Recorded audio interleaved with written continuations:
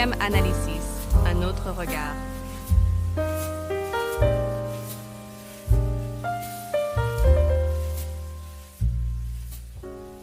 Il y a plus de 2500 ans, en 480 avant Jésus-Christ, un événement se déroulait qui allait marquer à jamais notre imaginaire collectif et l'histoire de l'humanité. Aux portes des Thermopyles, une étroite passe montagneuse, un roi spartiate nommé Léonidas et ses 300 guerriers se tenaient prêts à affronter l'immense armée du roi de Perse, Xerxès. Ce combat héroïque, bien que désespéré, allait devenir le symbole de la résistance et du courage face à l'adversité écrasante.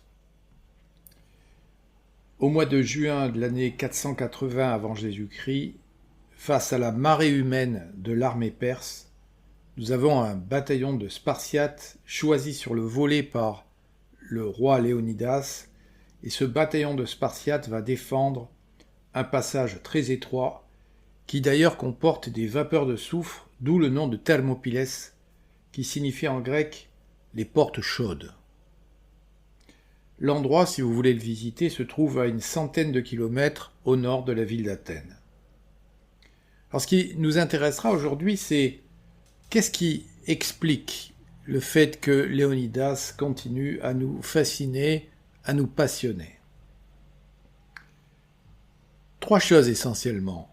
Tout d'abord, la beauté stratégique de cette bataille, qui force l'admiration. En effet, malgré la supériorité numérique des Perses, l'organisation militaire des phalanges spartiates va infliger de terribles pertes dans les rangs perses. La deuxième raison, c'est que cet événement semble comporter une dimension morale, c'est-à-dire nous invite à distinguer en quelque sorte le bien du mal. Nous avons souvent l'idée de l'homme bon, de l'homme vertueux, c'est-à-dire de Léonidas qui va se sacrifier pour sa cité. Nous avons également dans cette bataille le parangon, le modèle de l'homme méchant. Et l'homme méchant, c'est Éphialtès. Éphialtès, en fait, était un berger grec local, et d'ailleurs son nom en grec est devenu synonyme de trahison. Cet Éphialtès va livrer aux Perses le secret de la victoire. En effet, Éphialtès est allé voir le roi des Perses, Xerxès, et il lui a parlé d'un chemin, le chemin d'Anopaïa, qui contournait en quelque sorte la crête de la montagne et qui aboutissait derrière les positions de Léonidas. Alors en échange d'une très belle récompense, Éphialtès a malheureusement promis de montrer le chemin aux soldats perses. Alors il est vrai que dans notre vie quotidienne, nous rencontrons quelques Léonidas, c'est extrêmement rare, quelques femmes et quelques hommes vertueux, et nous rencontrons plutôt une quantité effrayante d'Éphialtès que nous croisons souvent avec un sourire de mépris ou d'amusement. Mais je dirais que la chose qui nous impressionne le plus sans doute dans l'événement de cette bataille historique, c'est la détermination et l'héroïsme de Léonidas. En effet, Léonidas, avant la bataille, ne se faisait aucune illusion. C'est ce que rapporte l'historien Plutarque. Plutarque écrit que lorsqu'on demanda au roi Léonidas avant la bataille « Quoi, Léonidas, tu viens combattre un si grand nombre d'ennemis avec si peu d'hommes ?» Il aurait répondu laconiquement « J'en ai assez, puisqu'ils vont se faire tuer. » L'homme le plus redoutable pour Léonidas, c'est celui qui est prêt à mourir, qui sera prêt à toutes les audaces, car à la différence de l'adversaire, lui s'est préparé à la mort glorieuse. Donc au-delà de la beauté de la stratégie, de la violence de la bataille, si cet événement continue de nous marquer, c'est surtout en raison du courage de ce roi spartiate, Léonidas. Et ce que nous admirons, au-delà même du roi, c'est le courage lui-même qui s'est manifesté lors de cette bataille. D'ailleurs, c'est cette qualité qui a été mise en lumière dans le Péplum des 300, de Zack Snyder qui est sorti en 2006. Fait que les anciens, comme les modernes, ont été littéralement fascinés par la cité de Sparte, qui était, on peut le dire, la cité du courage. L'éducation spartiate, en effet, valorisait le courage. Vous connaissez sans doute cette anecdote également rapportée par Plutarque dans sa biographie de Lycurgue, qui était le législateur légendaire de Sparte. Voilà ce que dit Plutarque. Un jeune garçon ayant volé un renard le cacha sous son manteau, et, quoiqu'il lui mordît le ventre, il souffrit tout avec patience plutôt que d'être découvert. Mais enfin, la douleur l'emporta sur la crainte, et le renard lui déchirant les entrailles, il mourut sur la place. Plutarque vit de Lycurgue. Donc, qu'est-ce que ce courage dont nous parlons tant ?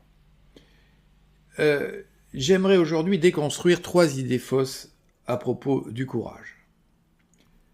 La première idée, ou le premier stéréotype, c'est que le courage serait nécessairement une vertu.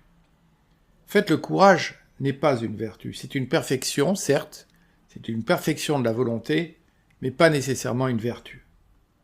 En effet, qu'est-ce que la vertu ? C'est une disposition qui nous pousse, qui nous incite au bien, à faire le bien. Or, comme le rappelle justement Voltaire, le courage n'est pas une vertu, disait-il, mais une qualité commune aussi bien aux scélérats qu'aux grands hommes. Car, en effet, un terroriste peut être courageux, un fanatique peut également être courageux. C'est ce que nous rappelle le philosophe André Comte-Sponville. Surtout, le courage peut servir à tout, au bien comme au mal, et ne saurait en changer la nature. Méchanceté courageuse, c'est méchanceté.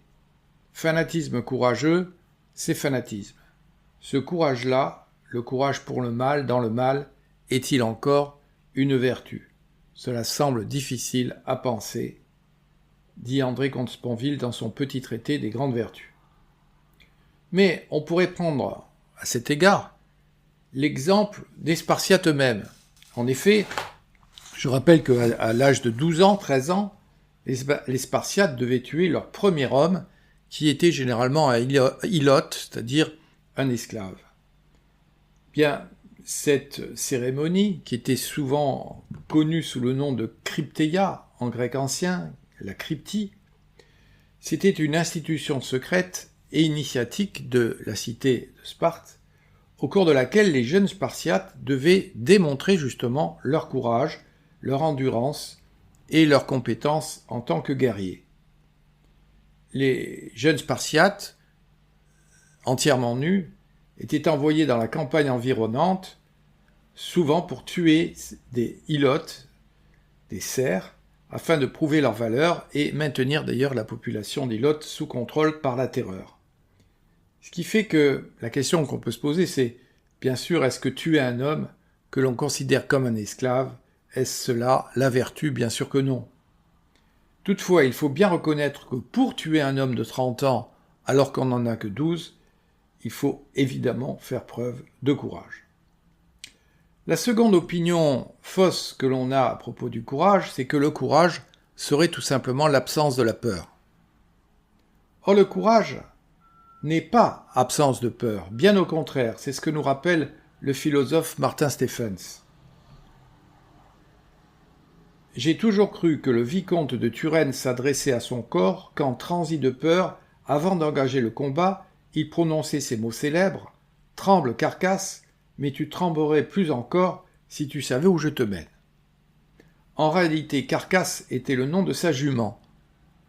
Il n'aurait pas été moins courageux de trembler ainsi lui-même, car être courageux, c'est avoir peur. Je pense que Martin Stephens ici a tout à fait raison d'insister sur ce point. L'homme courageux est respecté non pas parce qu'il ignore la peur, mais parce qu'il la surmonte. Alors que le couard, lui, est celui qui est devenu esclave de sa peur, esclave de ses émotions.